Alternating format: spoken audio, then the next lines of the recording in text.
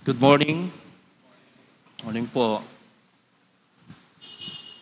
In today's gospel, Jesus is explaining the parable of the sower. Siguro kaya niya ine-explain because yung mga tao ay hungry to hear Him, yung kanyang mga sinasabi. So sa puntong ito, si Jesus ay may ginawa siyang isang magandang bagay na pumunta siya sa tabi ng lawa at sumakay siya sa isang bangka. At naupo. Kapag nga naman ang boses mo ay nag-reflect sa tubig, ang kanyang boses ay mas maraming makakarinig. Ngayon, hindi na po natin problema yan. Kahit ganong karaming tao ang attendees, kayang-kaya ng bagong teknolohiya. Marami nang makakarinig ng ating mga sinasabi. We have heard the parable of the sower many times. Maraming pong beses. We know that it is not much about the one bearing the seed or the people or the problem with the quality of the grain, but it is more about the soil. But today, I would like to focus on the seed planted, sa binhing itinanim. The Gospel of Jesus represents the seed sown. Minsan, meron bang problema sa Ebanghelyo ng ating Panginoon?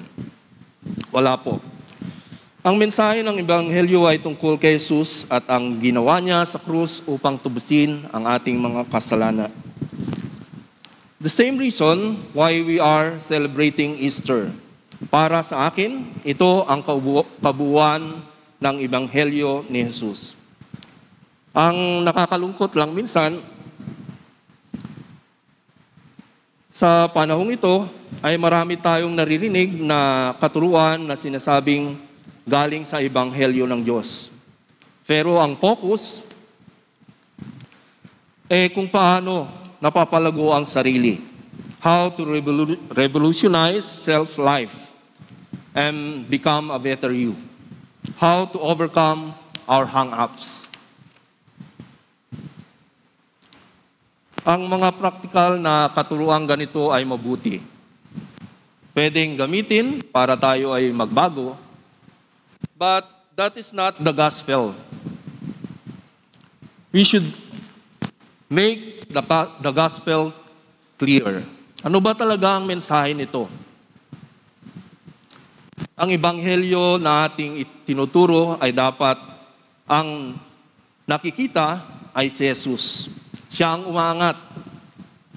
In Galatians chapter 1 verse 6 to 7, Paul faced a similar challenge. Sabi niya, I am amazed that you are so quickly deserting Him who called you by the grace of Christ for a different gospel, which is really not another. Only there are some who are disturbing you and want to distort the gospel of Christ. Yung nangyayari dati, nangyayari rin po ngayon. Malala ba? Hindi natin alam. All over the world, we hear little about major doctrines of the gospel. Hindi na nababanggit yung the blood of Christ, the cross of Christ, repentance and sin. Sin is mentioned, but we sugarcoat. Nilalagyan natin ng asukal. Tinatamisan natin. Sa tingin kasi natin, minsan, old-fashioned na ang mga ganitong katuruan. O kapag ang mga ito ay itinuturo, ay hindi tatanggapin ng mga kabataan. We should continue to preach the gospel with the intention of letting the people know that Jesus is the true God and should be the center of our teaching. We need the power of the Word of God work in our lives. Aminin ko po sa inyo, lalo na po nung malaman ko, nung nag-text po sa akin si Bishop Abo, na nandito po kayo, aminin ko po sa inyo, hindi po ako komportable na magsalita sa harapan ng maraming tao.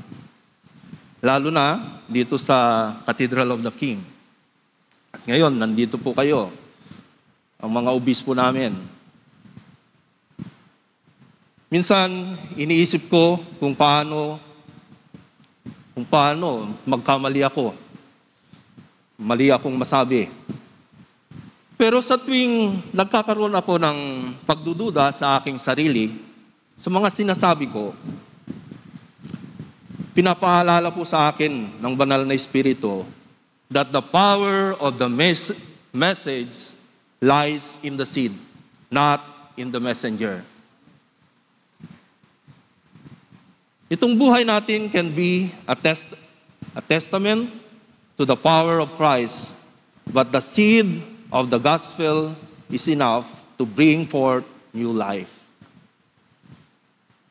Kaya nga huwag tayong magsasawang pakinggan at ibahagi ang ebanghelyo ng Diyos. Dahil dito, mas lalo po tayong lumalago. Lalo-lalo na po ang ating pananampalataya. At mas lalo nating nakikilala ang ating Diyos.